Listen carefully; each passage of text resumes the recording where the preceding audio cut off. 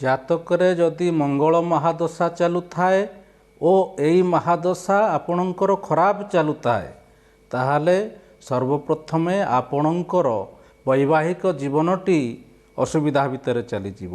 ଭାଇ ଓ ଭାତୃତୁଲ୍ୟମାନଙ୍କ ସହ ବିବାଦ ରହିବ, ଭୂମିଜନିତ ବିବାଦ ରହିବ। ଯେତେ ରୋଜଗାର କରୁଥିଲେ ମଧ୍ୟ ଆର୍ଥିକ କେବେ ସ୍ୱଚ୍ଛଳତା ରହିବ ନାହିଁ। ରାଜନୈତିକ କ୍ଷେତ୍ରରେ ଓ ଆର୍ଥିକ କ୍ଷେତ୍ରରେ ସବୁବେଳେ ଆପଣ ଶତ୍ରୁତା ଓ ଋଣ ଏସବୁକୁ ସାମ୍ନା କରିବେ।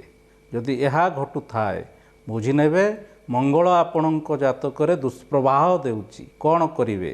ପ୍ରତିକାର ସାଧାରଣରେ ଅଟାରେ ଚିନି ଦେଇ କିଛି ଚକୁଳି କରି 15ଟି ମଙ୍ଗଳବାର ଗରିବଙ୍କୁ ଦାନ କରନ୍ତୁ। ମସୁର ଡାଲି 250 ଗ୍ରାମ ମଙ୍ଗଳବାର ଦିନ 6ଟି ମଙ୍ଗଳବାର କୌଣସି ସନ୍ନ୍ୟାସୀ ବା କୌଣସି ଫକୀରକୁ ଦିଅନ୍ତୁ।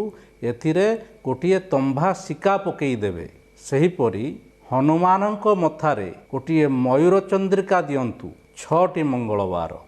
ଦେଖିବେ ମଙ୍ଗଳଙ୍କର ଦୁଷ୍ପ୍ରବାହ କିଛି ମାତ୍ରାରେ କଟିଯିବ। ଆପଣ ଧନ ଜନ ଗୋପଲକ୍ଷ୍ମୀ ସହ ଆନନ୍ଦରେ ସଂସାରରେ ବାସ କରିବେ। ଦେଖୁଥାନ୍ତୁ ମୋର এই ଭିଡ଼ିଓଟିକୁ। ଆଗନ୍ତୁକ ଭିଡ଼ିଓ ଆପଣ ପାଇବେ ବୁଧ ମହାଗ୍ରହଙ୍କ ପାଇଁ। ଲାଇକ୍ ଓ ସବସ୍କ୍ରାଇବ୍ କରିବା ଭୁଲନ୍ତୁ ନାହିଁ।